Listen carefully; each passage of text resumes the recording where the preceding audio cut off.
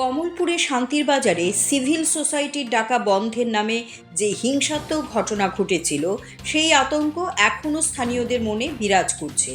শুক্রবার ঘটনার ৮ দিন পর মন্ত্রী সুধাংশু দাস, মন্ত্রী বিকাশ দেববর্মা, প্রদেশ বিজেপি সহসভাপতি সুবল ভৌমিক, প্রদেশ জনজাতি মোর্চা সহ সম্পাদক বিপিন দেববর্মা কমলপুরে শান্তির বাজারে যান। সাথে ছিলেন এলাকার বিধায়িকা স্বপ্না দাস পাল।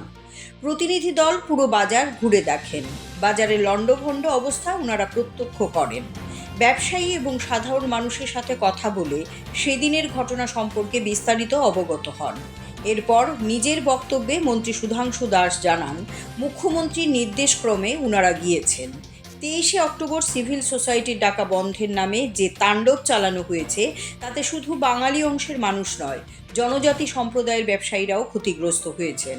তিনি এই ঘটনার তীব্র নিন্দা জানান, পাশাপাশি পারস্পরিক সম্প্রীতি বজায় রাখার আহ্বান জানান। 23 তারিখে সম্ভবত ত্রিপুরা সিভিল সোসাইটির ডাকা যে বন্ধ ডাকা হয়েছিল, সেই বন্ধকে কেন্দ্র করে সন্ধ্যার দিকে আমরা দেখেছি এখানে একটা অপ্রত্যাশিত ঘটনা ঘটেছে। বেশ কিছু এই শান্তির বাজারে, মানে সুরমা এলাকার যে শান্তির বাজার রয়েছে, এখানে বেশ কয়েকটা দোকানে অগ্নিসংযোগ করা হয়েছে, দোকানপাট লুটপাট করা হয়েছে, বিভিন্ন দোকানের সামগ্রী লুটপাট করা হয়েছে, বিভিন্ন মানুষ ইনজুর্ড হয়েছেন। এছাড়াও আমরা দেখেছি আমাদের এখানকার যিনি স্থানীয় বিডিও মহোদয় রয়েছেন, একজন ইঞ্জিনিয়ার এবং স্থানীয় দুই একজন ব্যবসায়ী, ওরা গুরুতরভাবে আহত হয়েছে এই সমস্ত ঘটনার কারণে। তো প্রথমে আমরা আজকের এই ঘটনার সম্পর্কে সম্পূর্ণরূপে প্র্যাকটিক্যালি আমরা এক্সপিরিয়েন্স নেওয়ার জন্য বা কি হয়েছিল এগুলি জানার জন্য আমাদের প্রতিনিধি দল এসছে। আমরা সম্পূর্ণটা ইন্সপেকশন করেছি, দেখলাম, এবং এটা অত্যন্ত দুঃখজনক ঘটনা। আমরা যেটা দেখেছি, আমাদের সত্যি আমরা ভারাক্রান্ত, যেভাবে অত্র এলাকার দোকানদার বা ব্যবসায়ী থেকে শুরু করে সাধারণ মানুষ যেভাবে ক্ষতিগ্রস্ত হয়েছেন, এটা আনএক্সপেক্টেড।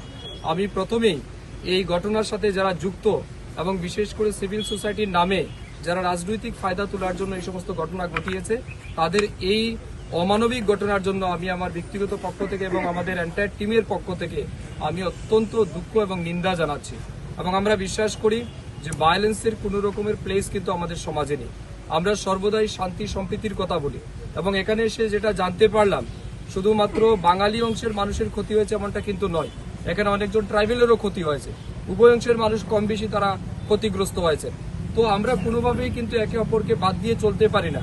আমাদের ত্রিপুরা রাজ্য জাতি জনজাতি উভয় অংশের মানুষের সমন্বয় এবং সবের মধ্যে একটা আন্তরিকতা নিয়ে আমাদের সমাজ চলছে, আমাদের ত্রিপুরা রাজ্য চলছে। এখানে আমরা কথা বলতে গিয়ে দেখেছি, বাঙালি দোকানদার, ওনার ম্যানেজার, ওনার কর্মচারী ট্রাইবেল, কোথাও ট্রাইবেল দোকানের মালিক, ওনার কর্মচারী বাঙালি।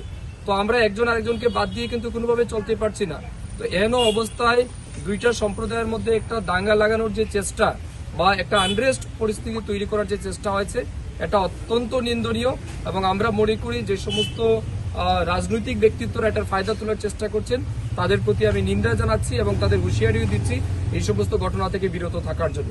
আমাদের মাননীয় মুখ্যমন্ত্রীর যে নির্দেশক্রমে এবং নেতৃত্বে যারা ক্ষতিগ্রস্ত হয়েছেন, তাদেরকে আংশিক কিছুটা আর্থিক সহায়তা করা হয়েছে, সম্পূর্ণটা অ্যাসেসমেন্ট করা হয়েছে, কার কতটুকু কি পরিমাণে লস হয়েছে, তা কার মানে দোকান কতটুকু ক্ষতিগ্রস্ত হয়েছে, সবকিছু আমাদের স্থানীয় প্রশাসনের মাধ্যমে অ্যাসেসমেন্ট করে পাঠানো হয়েছে। আমরাও দেখেছি, আমরাও একটা রিপোর্ট আজকে বা আগামী কালকের মধ্যে আমরা আমাদের মাননীয় মুখ্যমন্ত্রী এবং আমাদের দলের যিনি প্রেসিডেন্ট রয়েছেন ওনার কাছে আমরা জমা দেব, এবং পরবর্তী সময়ে যাতে তারা সম্পূর্ণরূপে ক্ষতিপূরণ পায় তারও ব্যবস্থা নেওয়া হবে।